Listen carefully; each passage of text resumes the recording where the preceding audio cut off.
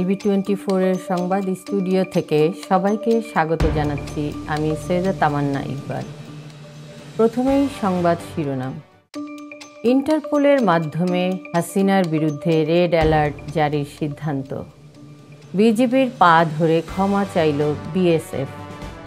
অভিনেতা সিদ্দিককে মারধর করে থানায় সোপর্দ। যুক্তরাজ্যে যৌন অপরাধীদের আর আশ্রয় মিলবে না। যুদ্ধের দামামা, ইমরান খানকে মুক্তি দিয়ে পাকিস্তানে সর্বদলীয় ঐক্যের আহ্বান। এবারে বিস্তারিত সংবাদ। He is an illegal immigrant and he doesn't have the right to work here. You'll be receiving a letter from immigration enforcement very soon. Spend £10.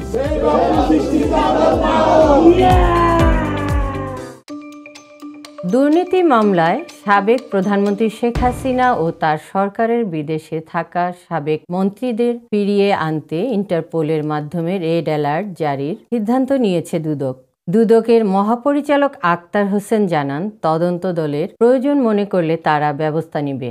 এছাড়া রাজুকের প্লট দুর্নীতি মামলায় শেখ হাসিনার মেয়ে সাইমা ওয়াজেদের বিরুদ্ধেও ইন্টারপোলের মাধ্যমে গ্রেফতারি পরোয়ানার নির্দেশ দিয়েছে আদালত।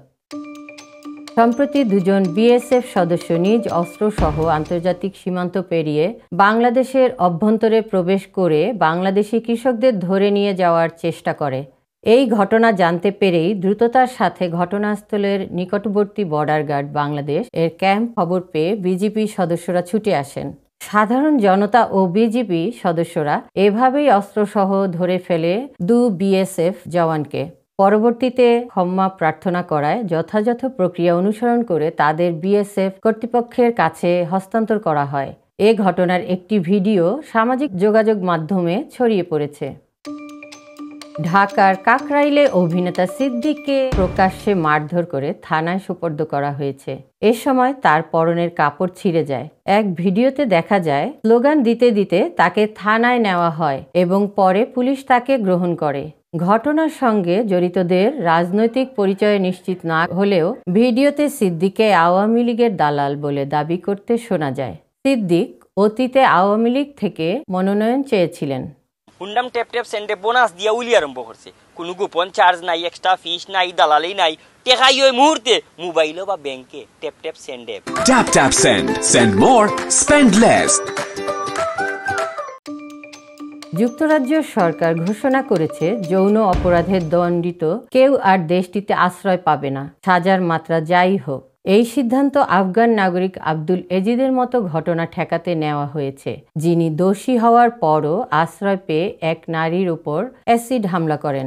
নতুন আইনে আরও রয়েছে অ্যাপিল নিষ্পত্তিতে 24 সপ্তাহ সময়, আশ্রয় প্রক্রিয়ায় কৃত্রিম বুদ্ধিমত্তার ব্যবহার, ভুয়া আবেদনকারীদের 15,000 পর্যন্ত জরিমানা। সরকার বলছে এটি নারীর প্রতি সহিংসতা কমাতে বড় পদক্ষেপ। কাশ্মীরের পেহেলগামে সন্ত্রাসী হামলায় 26 জন নিহত হওয়ার পর ভারত পাকিস্তান সম্পর্ক চরম উত্তেজনায়। সীমান্তে গোলাগুলি, ক্ষেপণাস্ত্র পরীক্ষা ও পারমাণবিক হুমকিতে যুদ্ধ পরিস্থিতির শঙ্কা দেখা দিয়েছে। ভারত পাকিস্তানকে দায়ী করে সিন্ধু পানি চুক্তি স্থগিত করলে জবাবে সিমলা চুক্তি, আকাশপথ ও বাণিজ্য স্থগিত করে পাকিস্তান। এই পরিস্থিতিতে জাতীয় ঐক্যের ডাক দিয়ে কারাবন্দী সাবেক প্রধানমন্ত্রী ইমরান খানের মুক্তি ও সর্বদলীয় সম্মেলনের দাবি তুলেছে বিরোধী দল পিটিআই। পাকিস্তানি নেতারা ভারতের বিরুদ্ধে কড়া হুঁশিয়ারি দিয়েছেন, আর প্রধানমন্ত্রী মোদি সন্ত্রাসীদের কঠোর শাস্তির হুঁশিয়ারি দিয়েছেন। এই ছিল আজকের সংবাদ। সবাইকে পরবর্তী সংবাদ শোনার আমন্ত্রণ জানিয়ে বিদায় নিচ্ছি। আল্লাহ হাফেজ।